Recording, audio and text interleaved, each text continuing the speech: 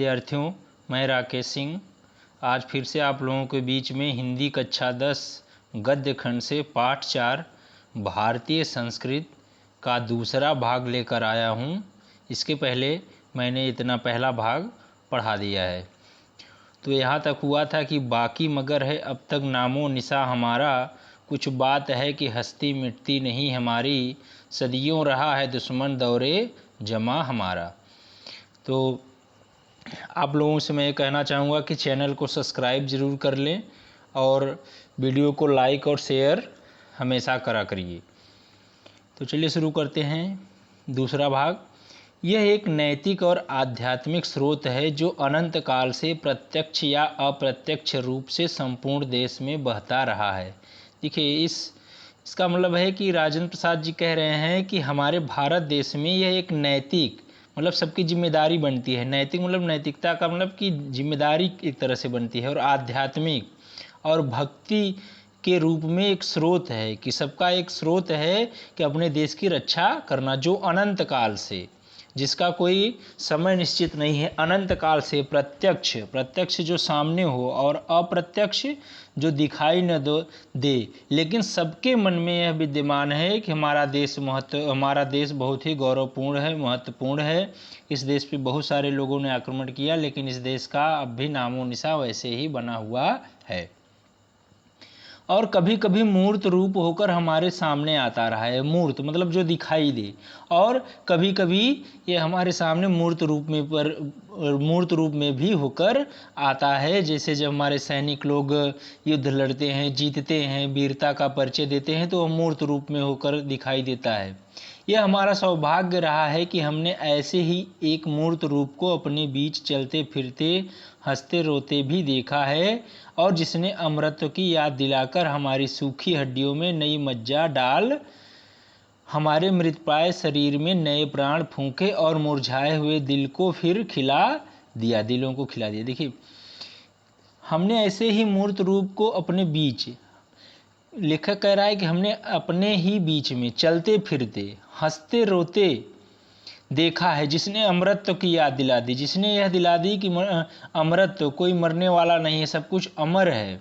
हमारी सूखी हड्डियों में, हमारी जो हड्डियां सूखी हुई हैं, जान नहीं थी हमारे शरीर में, उसमें नई मज्जा मतलब मांस डाल दिया। हमारे मृतप्राय शरीर में, हम जो एकदम से मन से मरे हुए थे, हमारे शरीर में केवल प्राण था लेकिन मन से मर चुके थे, उसमें नए प्राण फूंके और मुरझाए हुए दिलों को, और जो दिल मुरझा गए थे, जिनके मन में कोई सुख का अनुभव नहीं था, जो मन से एकदम दुख में डूब गए थे, उनको फिर से खिला दिया। वह अमरत्व सत्य और अहिंसा का है।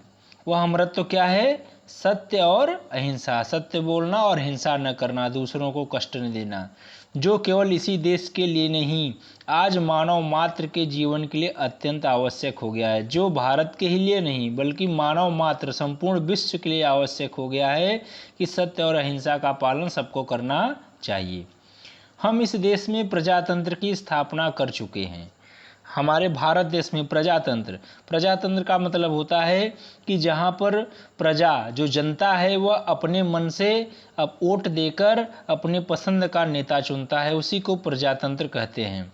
जिसका अर्थ है व्यक्ति की पूर्ण स्वतंत्रता। व्यक्ति पूर्ण रूप से स्वतंत्र है, किसी के में बंधा हुआ नहीं है, जिसमें वह अपना पूरा विकास कर सके, और साथ ही सामूहिक और सामाजिक एकता भी। व्यक्ति जब संपूर्ण रूप से स्वतंत्र रहेगा तो वह अपना भी विकास करेगा और सामूहिक रूप से सामाजिक एकता का भी, एक दूसरे में एकता का भी स्रोत फैला सकेगा।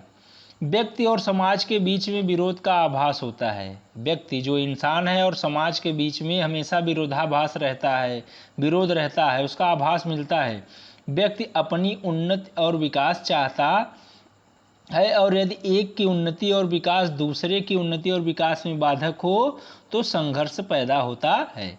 व्यक्ति क्या चाहता है? हमेशा अपनी उन्नति और अपना विकास चाहता है, परंतु यदि एक की उन्नति और विकास, एक व्यक्ति की उन्नति और विकास दूसरे व्यक्ति के उन्नति और विकास में बाधक होता है तो वहीं संघर्ष पैदा होता है, वहीं आपस में लड़ाई झगड़ा होता है, और यह संघर्ष तभी दूर हो सकता है जब सबके विकास के पथ अहिंसा के हो, जब सभी अपने विकास के लिए अहिंसा का रास्ता अपनाएं, अर्थात आगे तो बढ़ें लेकिन बिना हिंसा किए। हिंसा नहीं करें, किसी को मार कर काट कर किसी को परेशान कर कर अपना विकास नहीं करना है। हमारी सारी संस्कृति का मूलाधार इसी अहिंसा तत्व पर स्थापित रहा है, अर्थात हमारी जो संस्कृति है, भारत की जो संस्कृति है, वह उसका मूल आधार, उसका मुख्य आधार यही है सत्य और अहिंसा, अर्थात आगे तो हमें बढ़ना है लेकिन किसी को नुकसान बिना पहुँचाए। जहाँ जहाँ हमारे नैतिक सिद्धांतों का वर्णन आया है, अहिंसा को ही उसमें मुख्य स्थान दिया गया है। जहाँ जहाँ भारत की नैतिक सिद्धांत, भारत के जो आचार विचार हैं, रहन सहन है, उसका वर्णन होता है तो वहाँ अहिंसा को ही मुख्य स्थान दिया जाता है कि भारतीय लोग अहिंसा के समर्थक हैं। अहिंसा का दूसरा नाम या दूसरा रूप त्याग है और हिंसा का दूसरा नाम स्वार्थ है, अर्थात जो अहिंसा करेगा वह त्याग करेगा, क्योंकि त्याग तभी करेगा जब दूसरों को नुकसान बिना पहुंचाए आगे बढ़ेगा। और हिंसा का दूसरा नाम क्या है? स्वार्थ। अगर मनुष्य स्वार्थ करेगा तो उसे हिंसा करनी पड़ेगी, नुकसान दूसरों को पहुंचाना पड़ेगा, तभी वो आगे बढ़ेगा। जो प्रायः भोग के रूप में हमारे सामने आता है, जो भोगी है, विलासी है, जो चीज़ों को पाना चाहता है तो दूसरों को नुकसान पहुँचाकर आगे बढ़ना चाहता है। पर हमारी सभ्यता ने तो भोग भी त्याग से ही निकाला है। हमारी सभ्यता ने भोग को भी त्याग से निकाला है, अर्थात वह किसी वस्तु को तभी प्राप्त करेगा त्याग करके, किसी का नुकसान बिना पहुंचाए ही वस्तुओं को प्राप्त करेगा। और भोग भी त्याग में ही पाया है। श्रुति कहती है तेन त्यक्तेन भुज्यित्था, अर्थात श्रुति जो हमारे पुराने अनेक ग्रंथ हैं उसमें कहा गया है कि हम भोग तभी प्राप्त करेंगे, त्याग करके ही भोग को प्राप्त करेंगे। इसी के द्वारा हम व्यक्ति के बीच का विरोध और व्यक्ति और समाज के बीच का विरोध, समाज और समाज के बीच का विरोध, देश और देश के बीच का विरोध को मिटाना चाहते हैं। त्याग करके अहिंसा के रास्ता को अपनाकर व्यक्ति के बीच का जो विरोध है, समाज के बीच का जो विरोध है, वह सब देश और देश के बीच का जो विरोध है उसे मिटाना चाहते हैं। हमारी सारी नैतिक चेतना इसी तत्व से ओतप्रोत है।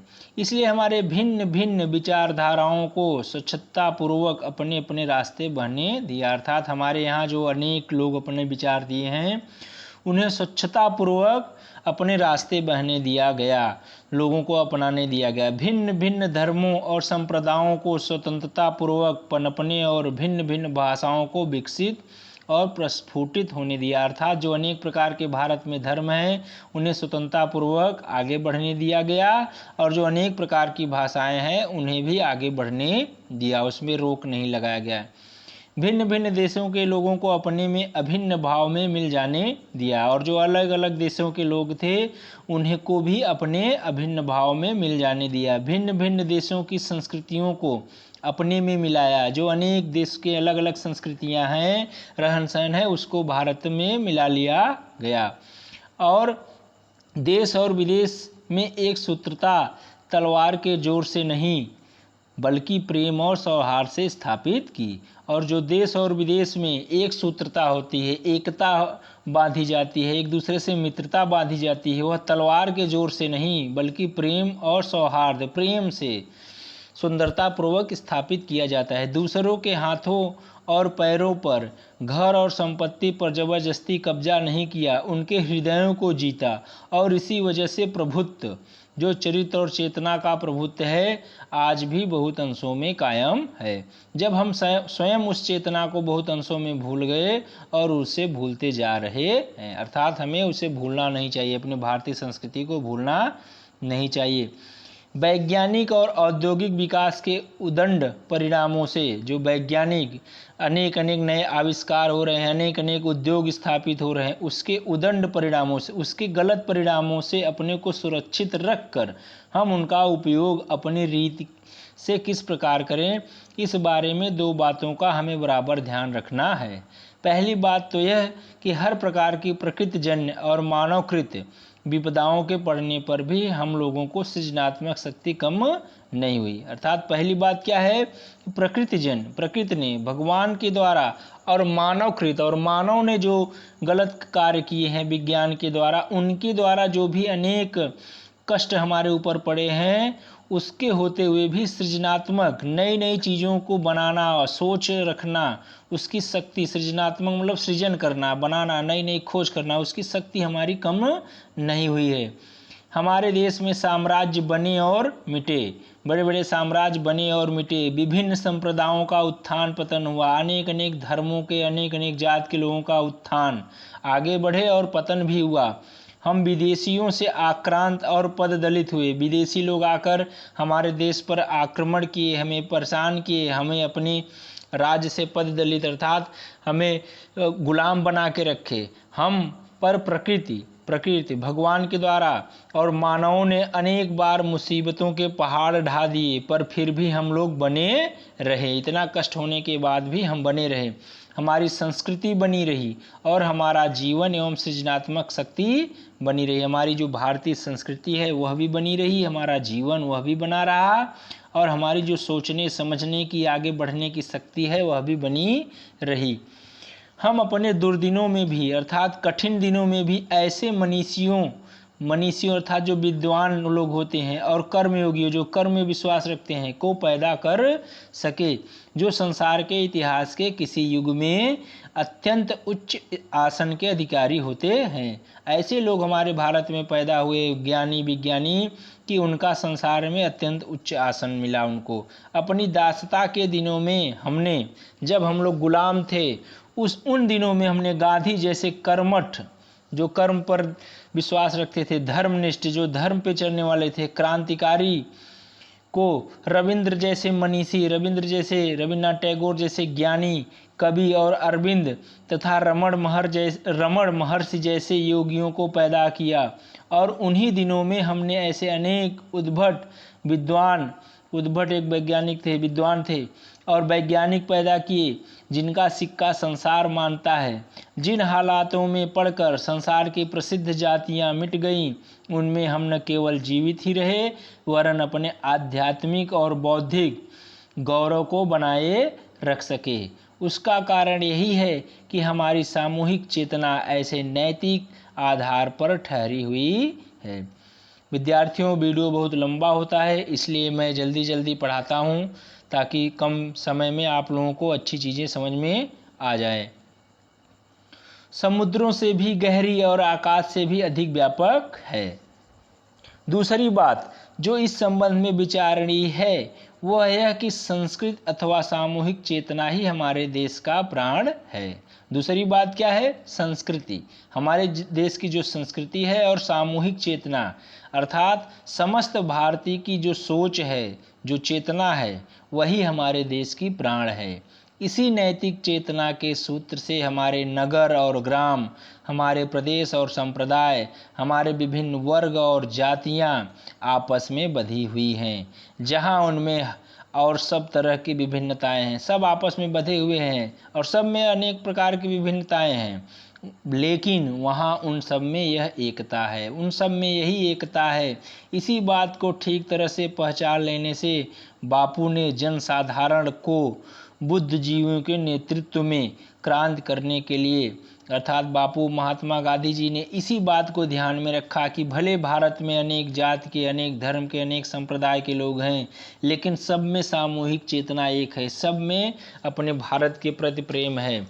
और इसी कारण उन्होंने जनसाधारण, कम लिखे पढ़े लिखे लोग और बुद्धिजीवी और जो ज्ञानी लोग थे, पढ़े लिखे लोग थे, उनके नेतृत्व में उनको क्रांति करने के लिए, तत्पर करने के लिए इसी नैतिक चेतना का सहारा लिया। अहिंसा, सेवा और त्याग की बातों से जनसाधारण का हृदय इसलिए आंदोलित हो उठा। जो ग्रामीण लोग थे, जो पढ़े लिखे नहीं थे, वे अहिंसा, सेवा और त्याग की बातों से जनसाधारण का हृदय इसलिए आंदोलित उठा, उन लोगों का सबका हृदय आंदोलित हो उठा। अपने देश को आज़ाद कराने के लिए सब आंदोलन करने लगे, क्योंकि उन्हीं से तो वह शताब्दियों से प्रभावित और प्रेरित रहा।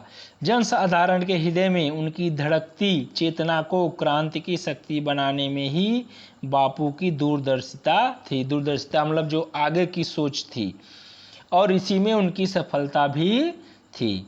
मैं तो यही समझता हूँ कि यदि हमें अपने समाज और देश में उन सब अन्यायों और अत्याचारों की पुनरावृत्ति नहीं करनी है, अर्थात लेखक कह रहे हैं कि मैं तो यही समझता हूँ कि यदि हमें अपने समाज और देश में उन सब अन्यायों, जो पुराने अन्याय थे जो बीत गए, और अत्याचार जो हमारे ऊपर हुए, की पुनरावृत्ति अर्थात वह फिर से न हो, पुनरावृत्ति अर्थात जो फिर से हो, नहीं करनी है, जिनके द्वारा आज के सारे संघर्ष उत्पन्न होते हैं। तो हमें अपने ऐतिहासिक जो बीत चुका है, ऐतिहासिक नैतिक चेतना, हमारे अंदर जो देश के प्रति चेतना है, या हमारी जो संस्कृति के आधार पर ही अपनी आर्थिक व्यवस्था बनानी चाहिए। अर्थात हमारी जो ऐतिहासिक, नैतिक और संस्कृति चेतना है, उसी के आधार पर हमें अपने आर्थिक व्यवस्था, हमें अपने को अपना विकास करना चाहिए, हमें अपने आप को आगे बढ़ाने के लिए कार्य करना चाहिए, न कि दूसरों को नुकसान पहुंचाकर।